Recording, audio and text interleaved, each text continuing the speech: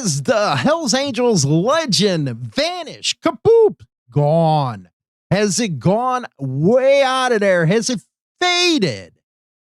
Well, that according to an article I'm going to be reading to you here. And it is good discussion because it seems like there's highs and lows when it comes to the motorcycle club scene, especially nowadays. Yes, especially nowadays. It seems like people have, I guess, every 10 years, a different viewpoint of how things should be done. And this was a very interesting article. Now, it don't have to do with the Hells Angels specifically. They're mentioned in the article, but they got a good point. Let's check it out.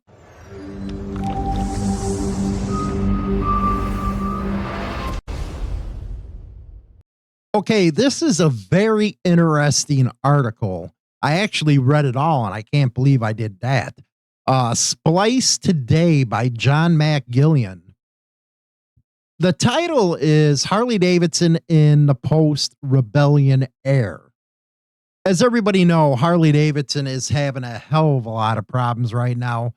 Dealerships that have been around have been closing left and right, changes hands from one corporation to the next. So they're having a hard time. Some people call it a market correction, but the closest that I've seen to truly, in a roundabout way, explain this is this right here. Post-rebellion era. Now, it does go, I'm not going to read it all. I'll actually give you a link in the description. But it goes through the early days with the blue-collar worker, all that good stuff. But then came the cultural thunderclap. The Hells Angels arrived like a leather-clad liability. Hunter Thompson rode with them and wrote about them. Everybody knows about Hunter. Turning bikers into a headline material and a highway myth. They were in the 60s and 70s, man. That's where really the outlaw image started to come about. The Angels weren't heroes, as they say. They were violent, feral, and often criminal. You can tell this guy don't like clubs. But they marked the pinnacle of Harley notoriety. And if you guys have ever really listened to me, Harley, yeah, I love their motorcycles, but they never give their due to the ones that actually made them what they are today. They lived off of that Hells Angel, that outlaw motorcycle club's image to sell their products. I think it was 78 or 79. They actually had a Confederate flag bike, a rebel flag bike. They leaned into everything that was the outlaw image. Now, it goes on to say Harley was no longer just a bike. It became a symbol that frightened polite society. You know the Honda saying, right? It goes on to say Harley's image lived in that tension, half folk hero, half public menace, kind of like the Cowboys of the West. The company didn't need to endorse outlaws to benefit from their shadow. The bike became shorthand for danger with a license plate. Even suburban dads could borrow that feeling for a few hours. We call them rubs. That was the trick. Respectability by day, rebellion by dusk. That's what cops do. You see them where they try to dress outlaw. They try to use the same patches.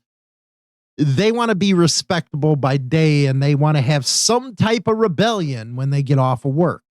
They're confused. They're confused individuals. Let's just be honest.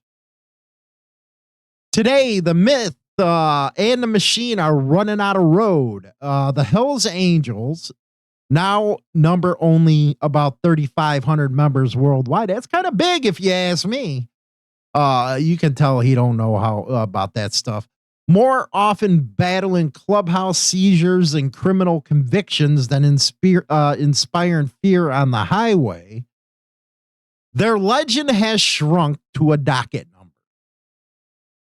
Their legend has shrunk to a docket number. Well, that is a thing, isn't it? You see a lot of new school people that are getting on motorcycles and they have a totally different way of thinking than the older guys do. Some of the stuff that happened back then, even in my time, people freak out about today. So there is that high and low. You got a new school type of person coming in, boring if you ask me, bringing all these, how can I say it, political and social viewpoints with them that totally ruin the rebellion in what this is all about. Like Harley itself, they gone from national provocation to administrative problem. The outlaw, and here's the thing I really caught my attention here. The outlaw aesthetic lost its bite when every dentist owned a leather jacket. Freedom became a brand asset. Harley leaned into it hard. More chrome, more skulls, more tribute to the past that no longer paid rent. Meanwhile, the country changed under its wheels. Safetyism now reigns, which it does. Everybody's PC now. A generation raised by helicopter parents, it's a good way of putting it, has grown into one governed by helicopter politics. Well, talking about politics, man, you're looking at clubs out there that have kind of went too political. They got, they broke away from the AMA, and now they're worse than it was back then. They became the worst with politics. If anything, it manages it.